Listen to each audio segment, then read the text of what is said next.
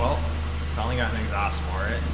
So, yeah, we're gonna install that. But first, we're gonna give her some revs while she's stock.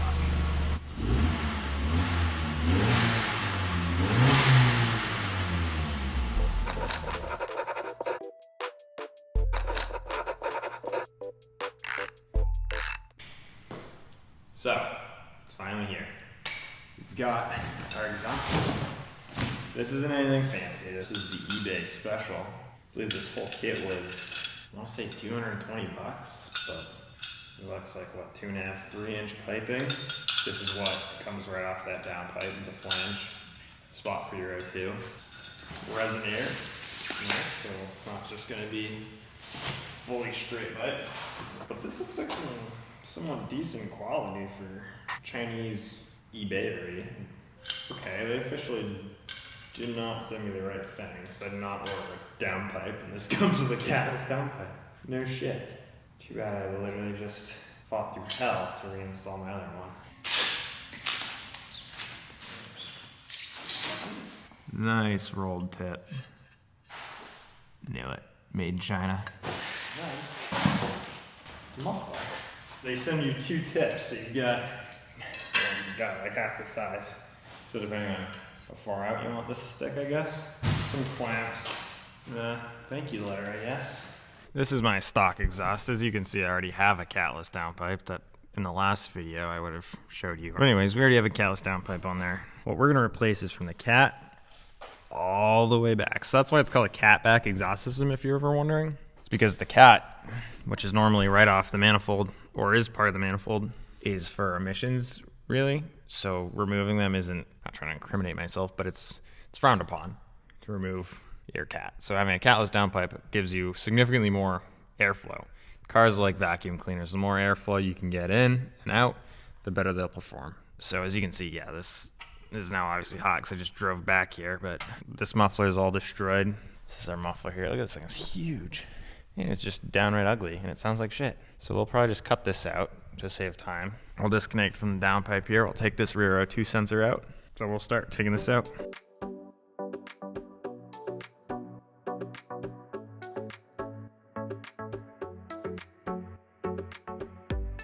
You definitely could have used nuts and bolts and sockets and wrenches to take this out, but I went for the easier option, which was use the axle. Anyway, we got nothing from that cat all the way back. Got this heat shield in here. I'm just gonna leave it. Look at all that room for fun activities we have back here now. Put this guy in first, obviously, because he comes right off the cat.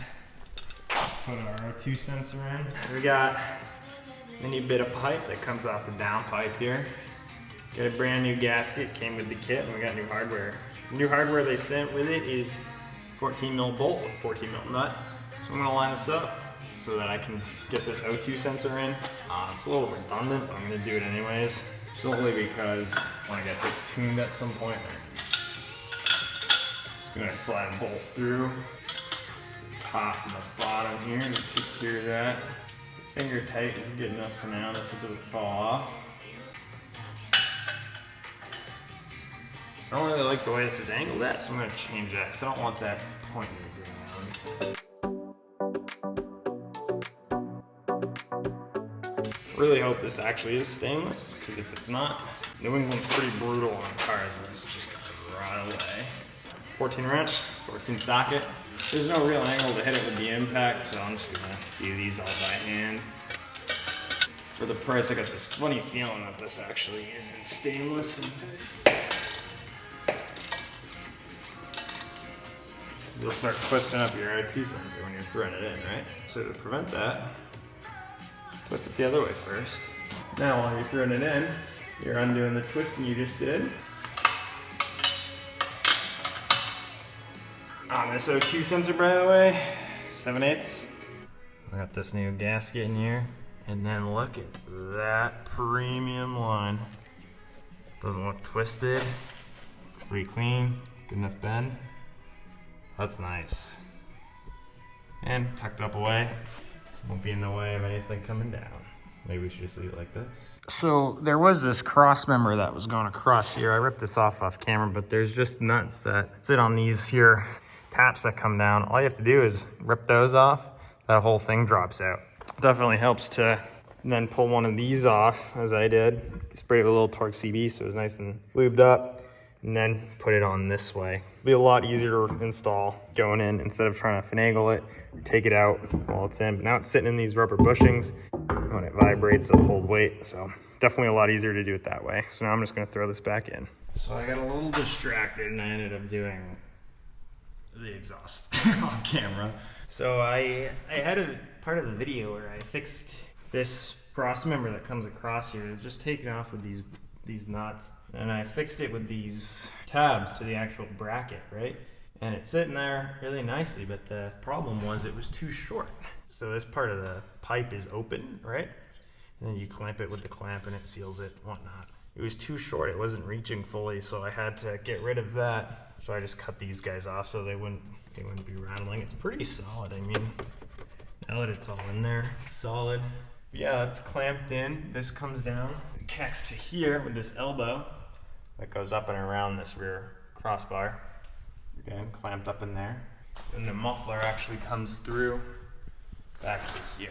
And this is clamped onto that elbow. This is just sitting in these rubber gussets. So the problem is, I now have 2 exhaust tips to choose from, but I don't have a clamp. Getting an exhaust system for $200, and it's not gonna be the best quality.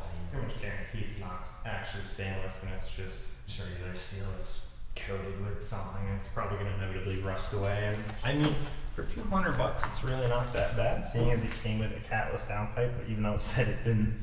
They give you two lengths here for the tip, and neither really looks too good. It's not that bad, but I mean, kind of looks goofy. It sticks out a little far, and the other one, I mean, it drops like right here, so like I don't want that. So I took a rubber mallet, beat this in. It's not flush, but that's kind of what I want, sticking out about an inch. Clamped it in. I mean, it's not going anywhere. I had to beat it on with a hammer, but yeah, it's the full exhaust in. Tip to muffler, coming over this cross member, elbow, come down to the resonator, which goes through this pipe to the cat.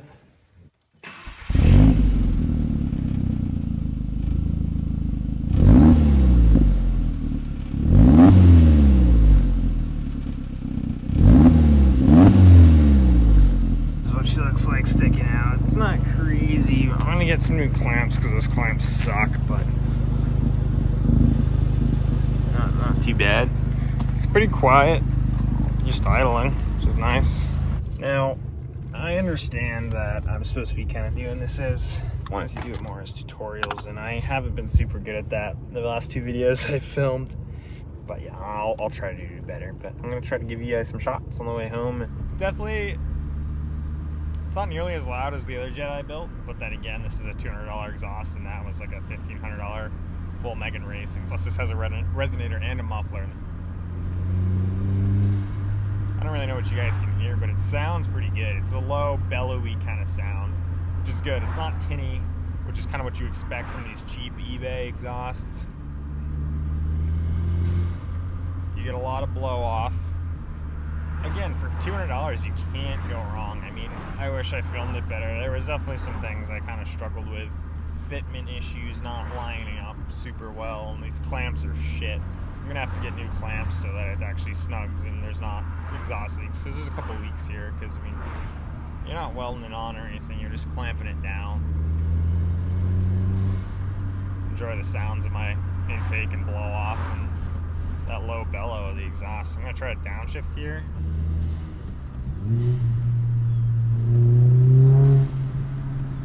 Sounds pretty good. I mean, I'm at 4,000 RPM right now, and I'm not sure what you guys can hear.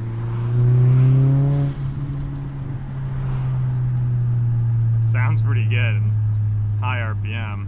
It's a good sound.